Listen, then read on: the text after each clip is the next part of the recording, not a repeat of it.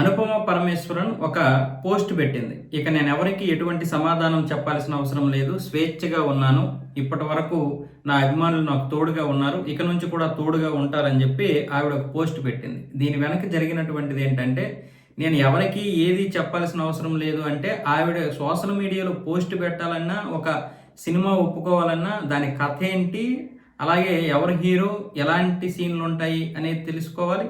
అలాగే ఏదైనా పోస్ట్ పెట్టాలంటే ఆ పోస్ట్కి క్యాప్షన్ కోసం కూడా ఎదురు చూసేదంట. దేనికోసము అంటే ధ్రువ విక్రమ్ కోసం. ధ్రువ విక్రమ్ ఈవిడ ప్రేమించుకున్నారు. అతని యొక్క అనుమతి లేకుండా ఏది చేయడానికి లేదు. ప్రతి దాన్ని ఆంక్షలతో పెట్టేవాడు. ఆంక్షలు పెట్టి నన్ను నరకం చూపించాడు అన్న విధంగా ఆవిడైతే ఒక పోస్ట్ పెట్టింది. అంటే ధ్రువ విక్రమ్ మాత్రం ప్రస్తావించలేదు, కానీ స్వేచ్ఛగా ఉన్నానని చెప్తోంది. అయితే వీళ్ళిద్దరి మధ్య మొన్న జరిగినటువంటి ఇష్యూ వల్ల తనని ఒక హోటల్లో ఇద్దరు కూడా బ్రేకప్ చెప్పుకున్నారు. పెద్దగా తగువులు ఆడుకున్నారు. అలాగే అక్కడ ధ్రువ విక్రమ్ని చెప్పుతో కొట్టేసి అనుపమ పరమేశ్వరన్ వచ్చేసింది ఆ రోజు అన్నదానికి జరిగినటువంటి ప్రచారానికి ఈ రోజు ఈవిడ చేస్తున్నటువంటి ఈ యొక్క పోస్టులకి సంబంధం ఉన్నట్లుగా తెలుస్తుంది.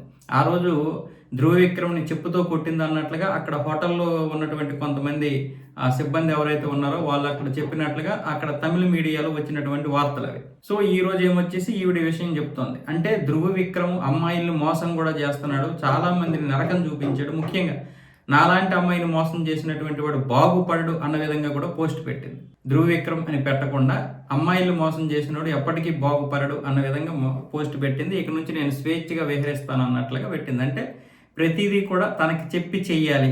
ముఖ్యంగా వల్గరు సీన్లు చేయకూడదు. అలాగే అలాంటి సీన్లో ముద్దు సీన్లు ఏమి పెట్టకూడదు ఇలాంటివి. అలాగే ప్రతి క్యాప్షన్ నువ్వేం పోస్ట్ పెడుతున్నావు ఆ పోస్ట్ కూడా ఇష్టం వచ్చినట్లుగా పెట్టకూడదు అన్న విధంగా ప్రతి దానికి ఆంక్షలు ఆంక్షలు ఆంక్షలు అన్న విధంగా ఇప్పుడు ధ్రువ విక్రమ్ నరకం చూపించాడు అనే విధంగా అనుపమ పరమేశ్వరన్ అయితే చెప్తోంది.